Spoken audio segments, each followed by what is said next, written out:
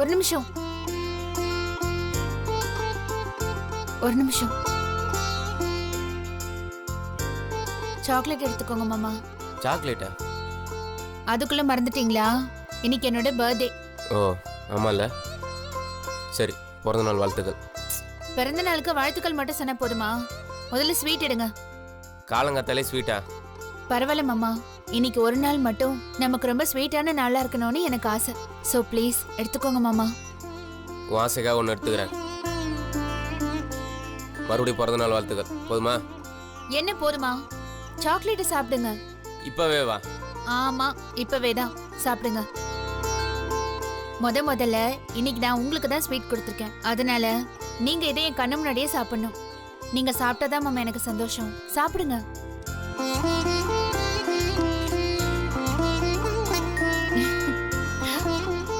நீ ஆசைப்பட்ட மாதிரி ஒரு சாக்லேட் சாப்பிட்டேன். போதுமா? ரொம்ப தேங்க்ஸ் மாமா. ஆ. மாமா, உங்களுக்கு ஒன்று ஞாபகம் இருக்கா? என்னோட எல்லா பர்த்டேவையும் நீங்க திருவிழா மாதிரி கொண்டாடுவீங்க மாமா. காலங்காத்தால எந்திரிச்சு இல்லாத கலாட்டாலாம் பண்ணி அம்மா அப்பாவெல்லாம் தூக்கத்துல இருந்து எழுப்பி எங்க எல்லாருக்கும் பிடிக்குதோ பிடிக்கலையோ கோயிலுக்கெல்லாம் கூட்டிட்டு போவீங்க. ஞாபகம் இருக்கா உங்களுக்கு? இல்ல, எனக்கு என்னோட போன பர்த்டே ஞாபகம் வந்துச்சு மாமா, அதான் சொன்னேன். சரி, இப்ப அதெல்லாம் எதுக்கு ஞாபகப்படுத்துற? இல்ல, எனக்கு இன்னொரு சின்ன ஆசை இருக்கு. அதான் நீ ஆசைப்பட்ட மாதிரி இன்னைக்கு பூரா உன் கூட இருக்கிறேன்னு சொல்லிட்டேன்ல. இதுக்கு மேல வேற என்ன உனக்கு சின்ன ஆசை? இல்ல, வருஷம் என் பர்த்டேக்கு நான் எதிர்பாராத விதமா எனக்கு ஏதாவது கிஃப்ட் கொடுப்பீங்க. ஆனா இந்த வருஷம் சரி, நம்ம போற வழியில உனக்கு என்ன பிடிக்குமோ சொல்லு, நான் வாங்கி தரேன். ஐயோ, நீங்க எதுவுமே எனக்கு வாங்கி தர வேண்டாம் மாமா. நீங்க எனக்கு ஒன்னே ஒண்ணு கொடுத்தா மட்டும் போதும். கொடுக்கணுமா? ஆமா. என்ன கொடுக்கணும்? அது ஒரு சின்ன gift தான்.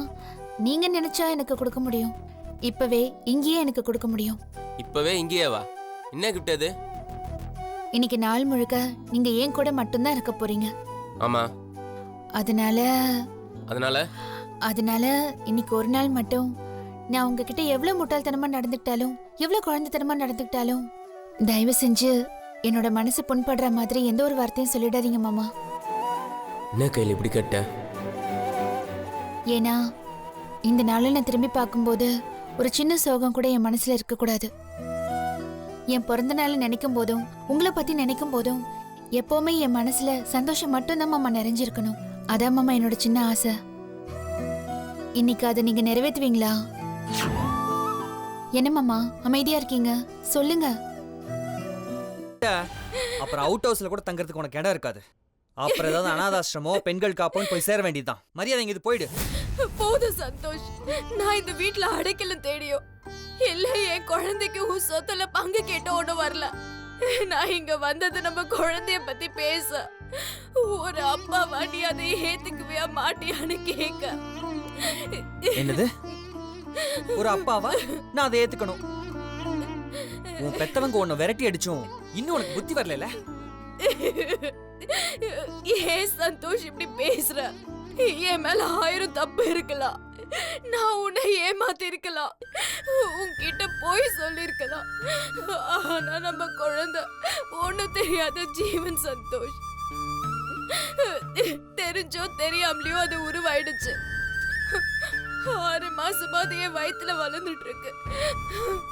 இப்ப அது பிறந்ததுன்னா அதுக்கு அப்பாவான உன்னதான சந்தோஷ் சொல்ல முடியும்.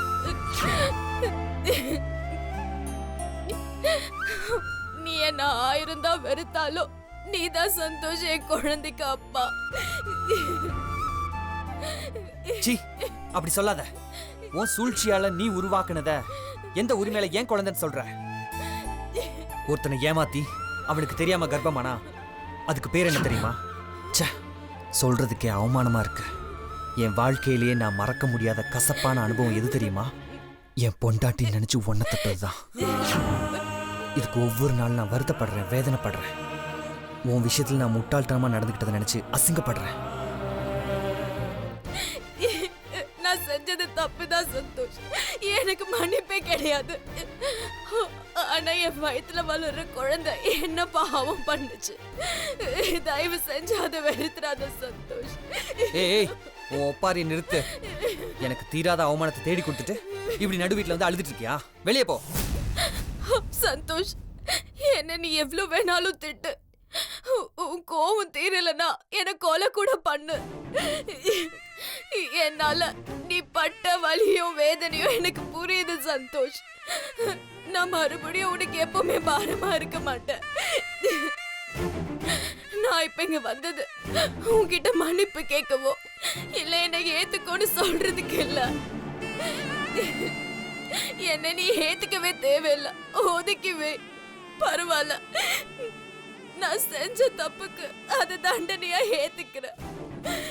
ஆனா என் குழந்தைய மட்டும் ஏத்துக்க மாட்டேன்னு சொல்லாத சந்தோஷ். மறுபடியும் இந்த வெறுப்பேத்தாத. ஒழுங்கா இங்க இருந்து போயிடு. என்ன எங்க சந்தோஷ் போ சொல்ற? ஒரு அம்மா இல்லாம ஒரு குழந்தை இருந்தா அது அனாதம் தான் உலகம் சொல்லும். ஆனா அதுக்கு அப்பா இல்லைன்னு சொன்னா அது அவமானம் சந்தோஷ். எனக்கு உன் பணம் வேண்டாம், உன் சொத்து வேண்டாம், இந்த வீடு வேண்டாம், எதுவுமே வேண்டாம். ஆனா என் குழந்தைக்கு நீ இருக்கன்னு ஒரு வார்த்தை மட்டும் சொல்லு சந்தோஷ். எனக்கு அது போதும். இது உன் குழந்தை சந்தோஷ், அத மட்டும் இல்லன்னு மறுத்துறாத ப்ளீஸ். ஏய் இத பார், சட்டம் வேணா உனக்கு சாதகமா இருக்கலாம். ஏன் டிஎன்ஏ ரிப்போர்ட் கூட அது ஏன் குழந்தைன்னு சொல்லலாம். ஆனா நீங்க எனக்கு செஞ்ச நம்பிக்கை துரோகத்துக்கும் கண்டிப்பா உன்னையும் சரி உன் குழந்தையும் சரி ஒரு நாள் என் மனசை ஏத்துக்காது. Get out.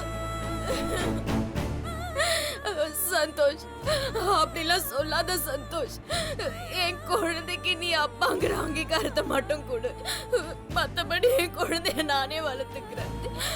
நீ அதை பாத்துக்க கூட தேவையில்லை. அது வாழ்க்கை ஃபுல்லா நானே பாத்துக்கிறேன். அதுக்கு அப்பான்னு உன் இனிஷியலை மட்டும் கொடுத்தா போதும் சந்தோஷ். அத மட்டும் நீ மறுத்துறாத. நான் இனி வாழ போற வாழ்க்கையே என் குழந்தைக்காக மட்டும்தான் சந்தோஷ்.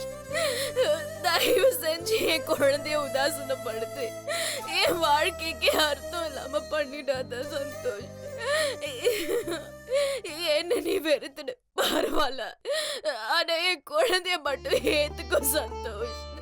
நான் உனக்கு கெஞ்சி கேக்குறேன் ப்ளீஸ் ப்ளீஸ் சந்தோஷ். முடியாதுன்னு மட்டும் சொல்லிடாத. எந்திரி. நீ என் காலில் விழுந்தா மட்டும் நீ உத்தமையாயிருவியா? எவ்வளவு போய் பித்ராட்டம் பண்ணி என்ன ஜெயில தள்ளி செல்வியோட வாழ்க்கையை கெடுத்தவதானே நீ. இந்த குழந்தை விஷயத்துல மட்டும் உண்மையா இருப்பேன்னு என்ன நிச்சயம்? சந்தோஷ் என்ன சொல்ற? உன் வயித்துல வளர குழந்தைக்கு நான் தான் அப்பான்னு இந்த நிமிஷம் வரைக்கும் என்னால ஏத்துக்கவே முடியல.